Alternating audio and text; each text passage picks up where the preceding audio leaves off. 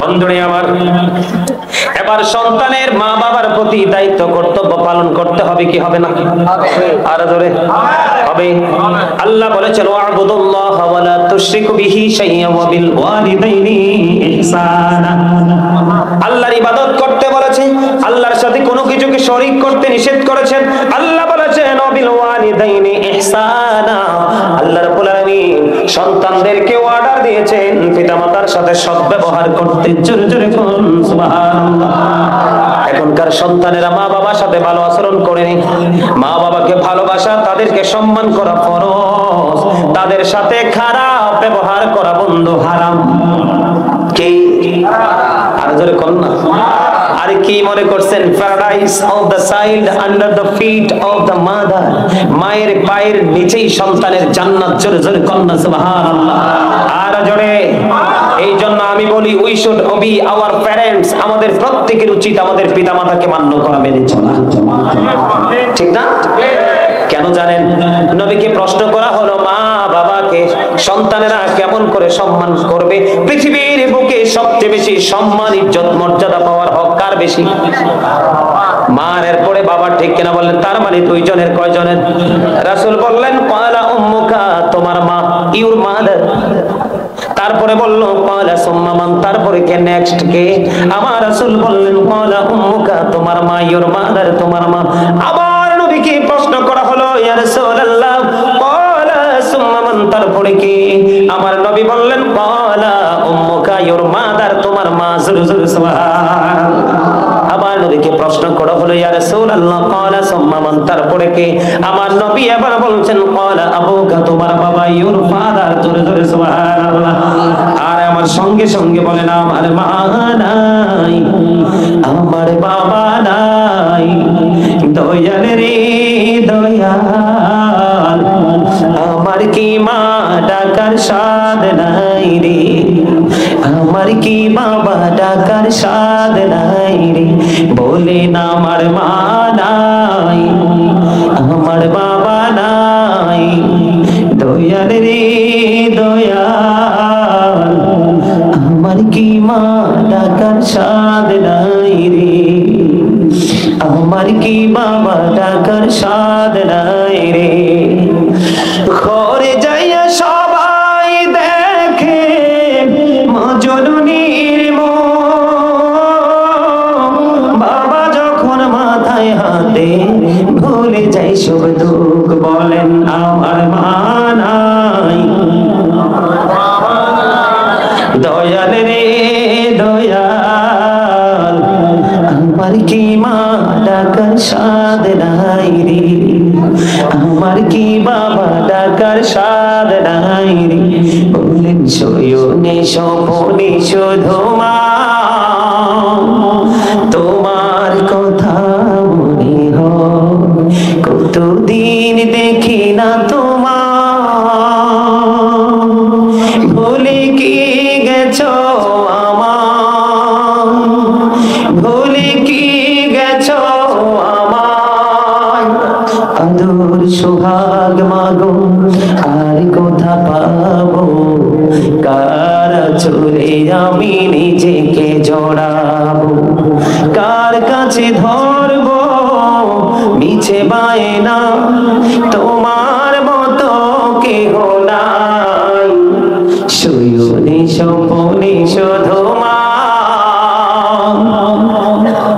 তোমার কথা মনে হয়, আমার ভুবন জুড়ে শুধু দুঃখ জ্বালা, কে আর পরাবে আমায় সুখের সে মালা, কপালে কে দেবে আর কাজলি রুটি, তুমি জেনে ধরায়, শয়নে স্বপনে শুধু মা তোমার কথা মনে হয়। মা বাবার কথা বলাতে যেন একটু কষ্ট পাইছেন আপনারা?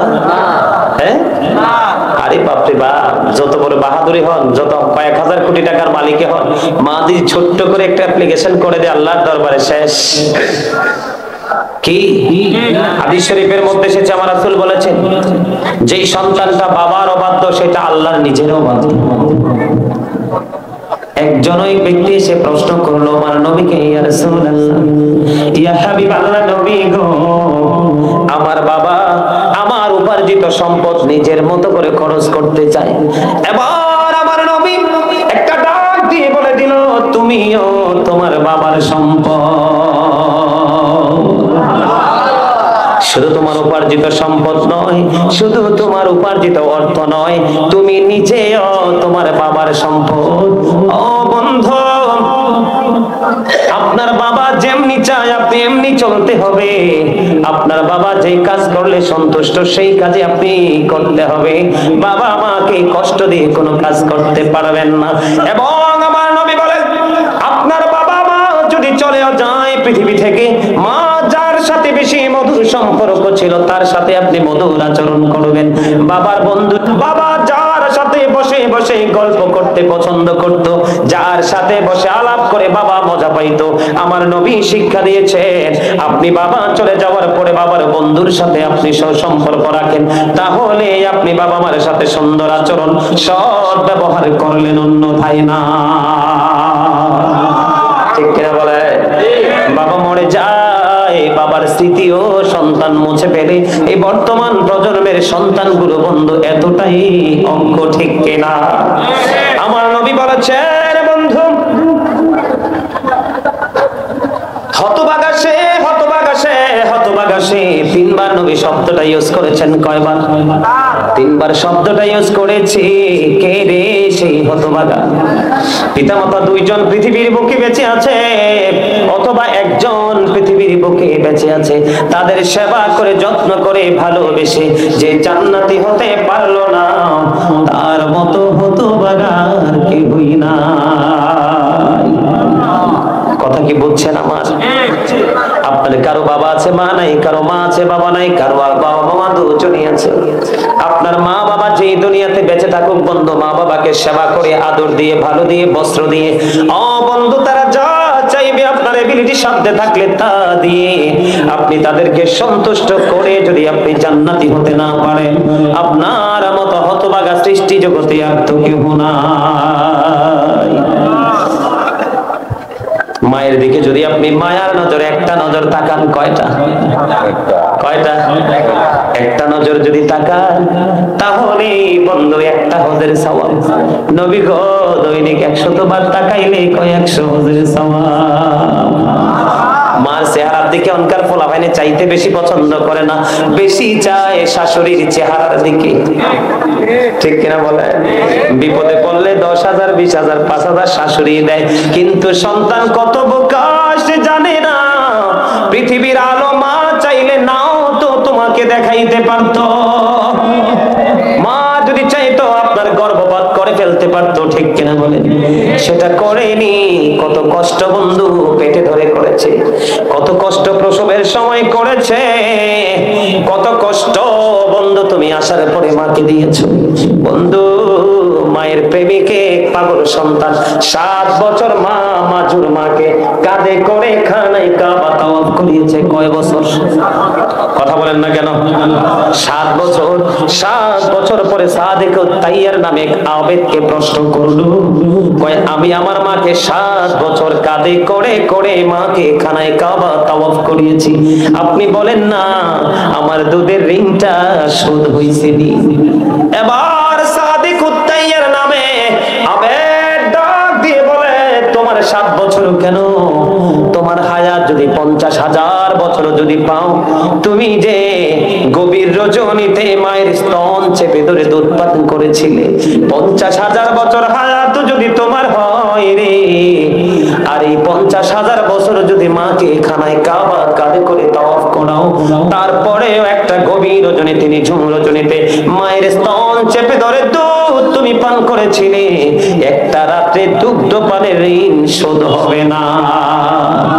মায়ের তো অমূল্য সম্পদ, যে মা বাবা হারিয়েছে সে বোঝে বন্ধু তার পৃথিবী পুরোটাই শূন্য। ঠিক কিনা? মা বাবা হারা সন্তান কত দেখে রে, কত মহিলার মুখ, মায়ের চেহারা কারো মাঝে খুঁজে পাওয়া যায় না। সারাদিন রাত বন্ধ কত পুরুষের চেহারা দেখা যায়, বাবার চেহারা বন্ধু খুঁজে পাওয়া যায় না। একবার গেলে আর তো ফিরে আসে না। এই জন্য বন্ধু মা বাবার সাথে উত্তম আচরণ করতে হবে, এই অর্ডার করেছেন আমার আল্লাহ এবং আমার রাসূল। সুবহানাল্লাহ।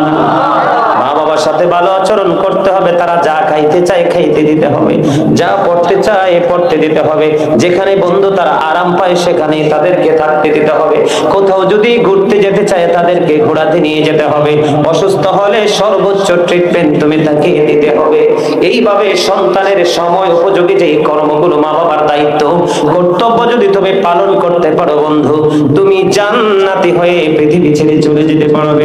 আল্লাহ রাসূল বলেছেন বাবা মা চলে গেছে বন্ধু, জুমার দিনে জুমার নামাজ শেষ করে কেউ যদি প্রত্যেকটা জুমার দিনে বাবা মার সন্তানের বাবা মার কবর যদি কোনো সন্তান জিয়ারত করে, আল্লাহ রাব্বুল আলামিন পিতামাতার বাধ্য সন্তান হিসাবে তাকে কবুল করে নেবে। জোরে জোরে সুবহানাল্লাহ। এই কাজ আমরা করব কিনা? তাদের মাগফিরাতের উদ্দেশ্যে আমরা দান সদকা করব, কি করব? মিলাদ পড়াবো, কোরআন খানি করাবো, বন্ধু এতিম মিসকিনদেরকে খাওয়াবো, তাদের জন্য হাদিয়া তোফা আমরা উপটোকন পাঠাবো। এগুলো আল্লাহ রাব্বুল আলামিন পাহাড়ের মতো বিশাল করে তাদের কবরে পৌঁছাইয়া দিবে। এই কাজ আমাদের করার দরকার আছে না নাই? বন্ধুরে আমার, মা বাবা চলে গেলে তাদের দায়িত্ব কর্তব্য আপনি এড়িয়ে যেতে পারেন না, অব্যাহত পান না। আপনি মা বাবা চলে যাওয়ার পরেও তাদের দায়িত্ব আপনাকে পালন করতে হবে। সেই কর্তব্য হলো তাদের জন্য হাদিয়া পাঠানো, তাদের মধুর বন্ধন যে যে জায়গাগুলোতে আছে সেই জায়গায় আপনি তাদের সাথে বন্ধন রাখা। সুবহানাল্লাহ। আর জোরে মহব্বতে। বন্ধুরে আমার, তিনজন লোকের একটা হাদিস শরীফ থেকে তিনজন লোকের একটা তথ্য দিবে, এটা দিতাম না যেহেতু মা বাবা এটার সাথে ইনভলভ আছে এই জন্য বলবো। তিনজন লোক বন্ধু সফরে বের হলো, হাদিস শরীফের মধ্যে এসেছে। সফর করতে করতে করতে করতে বন্ধু রাত্র হয়ে গেল, তারা গুহার মধ্যে ঢুকে গেল। উপর থেকে হঠাৎ করে বড় পাথর একটা এসে গর্তের গুহার মুখটা বন্ধ করে দিল। পৃথিবীর কারো শক্তি নাই পাথর সরাইবার। এখন তারা তো পাথরের গুহার মধ্যে পাহাড়ে বিপদে পড়ে আছে, পৃথিবীর কেউ তো জানে না, কিন্তু আপন মালিক যিনি ইনি কিন্তু ঠিকই জানে। কয়জন? কথা বলেন না, কয়জন? তিনজন বন্ধু, তিনজন মিলে পরামর্শ করলো। কি করলো? তিনজন মিলে পরামর্শ করলো যে আপন আপন আমলের উসিলা দিয়ে আল্লাহর কাছে দরখাস্ত করব, আল্লাহ রাব্বুল আলামিন এই আমলের উসিলায় আমাদেরকে মুক্ত করে দিবে। প্রথম জনের উসিলা হলো কেমন দেখেন, তিনি একজন কাঠুরিয়া ছিলেন। কি? তিনি একজন কাঠুরিয়া ছিলেন বন্ধু। তিনি কাঠ কাটতে গিয়ে তিনি দেরি হয়ে গেল। একদিন দেরি করে এসে দুধ দহন করলো, দুধের পাত্রটা হাতে নিয়ে বন্ধু তিনি দাঁড়িয়ে রইলেন। সন্তান বাবাকে ডেকে ডেকে বলে, বাবা একটু দুধ পান করতে দাও, কিন্তু সন্তান দিবে না, কারণ তার বাবা মাকে আজকে দুধ খাওয়াইতে পারেনি, তার বাবা মা বন্ধু ঘুমিয়ে গেছে। সন্তান দুধের পাত্র হাতে নিয়ে বন্ধু দাঁড়াইয়া রইল। বাবা মার ঘুম ভাঙলো। ঘুম ভাঙার পরে মা বাবাকে ভালোবেসে দুধ দোহাইয়া বন্ধু হাতে নিয়ে দাঁড়িয়ে রইল, মা বাবাকে দুধ পান করালো। আজকে এই সন্তানটা বন্ধু পাহাড়ের মধ্যে বিপদে পড়ে আছে। এই সন্তান আল্লাহর দরবারে দরখাস্ত করে দিল, আল্লাহ গো আল্লাহ, ওই দিন যে মা বাবার সাথে উত্তম আচরণ করেছিলাম শুধু তোমাকে রাজি করার জন্য, খুশি করার জন্য, ওই দিনের এই কর্মে যদি তুমি খুশি হয়ে থাকো, তুমি যদি ভালোবেসে থাকো, তাহলে আমাকে আজকের এই বিপদ থেকে উদ্ধার করো। বন্ধু যখন তাদের বিপদ থেকে উদ্ধারের জন্য যখন দরখাস্ত করলো, দোয়া শেষ হয়ে গেল। এবার চাইয়া দেখে পাথরের কিছু অংশ সরে গেছে, পাথরটা একটু সরে গেছে। সুবহানাল্লাহ। আর জোরে। এবার দুই নাম্বার জন, এটাই যুবক ছেলেদের জন্য শিক্ষা, যুবকদের জন্য বন্ধু শিক্ষা। যুবকদের জন্য একটা গরম মেসেজ। যুবক যুবতী 2 নাম্বার ব্যক্তি, সে তার চাচাতো বোনকে ভালোবাসতো, হাজার চেষ্টা করেছে মেয়েটাকে আপন করে কাছে পাওয়ার জন্য, সুযোগ পায়নি। একটা সময় দুর্ভিক্ষ দেখা দিল, 200 দিরহাম ওই মেয়েটাকে ছেলেটা দিল। দেওয়ার পরে সে তাকে আপন করে কাছে পাওয়ার জন্য খুব কাছাকাছি চলে গেল। কাছাকাছি চলে যাওয়ার পরে বন্ধু, মেয়েটা কাছে যাওয়ার পরে ডাক দিয়ে বললেন, থামো, আল্লাহকে ভয় করো, একদিন তোমাকে আল্লাহর কাঠগড়ায় দাঁড়াতে হবে। আল্লাহকে ভয় করো, যিনি আমাকে মোহরানা দিয়ে বউ করে ঘরে নেবে, তার জন্য ইজ্জত রক্ষা করা আমার দায়িত্ব, সতীত্ব রক্ষা করা আমার দায়িত্ব। তুমি আমার ইজ্জত নষ্ট করো না। বন্ধু, এই কথা বলতে দেরি ছেলেটা 2 নাম্বার জন মেয়েটাকে ছেড়ে বন্ধু চলে গেল, এবং 200 দিরহাম যে তাকে দিয়েছিল এটার দাবি পর্যন্ত ছেলেটা ছেড়ে দিল। এই ছেলেটা আজকে বন্ধু বিপদে পড়ে আছে। আল্লাহর দরবারে দরখাস্ত করলো, মনে ওই দিন আমি শুধু তোমার সন্তুষ্টির জন্য, তোমাকে খুশি করার জন্য, তোমার দিদারের আশায় ওই পাপ কাজ থেকে দূরে সরে এসেছিলাম। ওই দিনের এই পবিত্র কাজ যদি তোমার পছন্দ হয়, বিপদ থেকে তুমি উদ্ধার করো। উসিলা দিয়ে দোয়া করালেন বন্ধু। চাইয়া দেখে পাথরটা আরো একটু সরে গেছে। এবার 3য় জন বন্ধু, তিনি শ্রমিক দিয়ে কাজ করিয়েছিলেন। ওই শ্রমিক, একজন শ্রমিক তার মজুরি না নিয়ে চলে গেল। পরে আবার তার মজুরির জন্য যখন ফিরে এসেছে, তার মজুরির জন্য যখন বন্ধু ফিরে আসলো, ফিরে আসার পরে তখন ওই মালিক দেখিয়ে দিল, ওই মাঠের মধ্যে যত বকরিগুলো দেখা যায় সবগুলো তোমার। কয় কি বলেন? কয় হ, সবগুলো তোমার। তুমি যেদিন আমার কাছে মজুরি রেখে গিয়েছিলে, সেদিন আমি এগুলো বিনিয়োগ করেছিলাম। আজকে এই পর্যন্ত এসেছে, সবকিছু নিয়ে যাও। জোরে জোরে সুবহানাল্লাহ। 3য় ব্যক্তি যখন তার মজুরিটা দিলেন আল্লাহকে খুশি করার জন্য, এই 3য় জন আজকে পাহাড়ের মধ্যে বিপদে পড়ে আছে, পৃথিবীর কেউ তো জানে না বন্ধু। আল্লাহ রাব্বুল আলামিনের কাছে দরখাস্ত করে দিলেন, মনিব, ওই দিনের ওই কাজ আমি তোমার দিদারের আশায়, তোমার সন্তুষ্টির আশায়, তোমাকে পাওয়ার আশায় করেছি। এই কাজ যদি তোমার পছন্দ হয়, আমাদেরকে বিপদ থেকে তুমি উদ্ধার করো। বন্ধ দোয়া শেষ হইতে দেরি রে, এবার চাইয়া দেখে পাথর পুরোটাই সরে গেছে। জোরে জোরে বলেন না সুবহানাল্লাহ। আরেকটু মহব্বতে। এতক্ষণ তো মানুষ ছিল না, এখন তো আপনারা অনেক মানুষ এখানে উপস্থিত হয়েছেন, এরপরেও সুবহানাল্লাহর আওয়াজটা মজা হয় না? আরো জোরে। আমার রাসূল বলেছে, তোমরা এমন ভাবে জিকির করো মানুষে দেখলে যেন তোমাদেরকে পাগল বলে। হযরতে আবু সাঈদ খুদরি রাদিয়াল্লাহু তাআলা আনহু থেকে হাদিস বর্ণিত। এমন ভাবে জিকির করতে হবে যে জিকির দেখলে, তবে জিকির 2 ভাবে করা যায়, অন্তর দিয়েও করা যায়, জবান দিয়েও করা যায়। তাই অন্তর এবং জবানি 2টা মিলে যেটা হয় সেটাই হলো উত্তম জিকির। আরো জোরে। এই যে সুবহানাল্লাহ বলতেছেন, এটা জিকির না? তো জিকির করতে গেলে কি কৃপণতা করা যাবে? আরো জোরে। সম্মানিত উপস্থিতি, পিতামাতা নিয়ে আলোচনা করলে আরো অনেক লম্বা আলোচনা করতে পারবো, আর যারা বোঝার এইটুকু বুঝে গেছেন। আর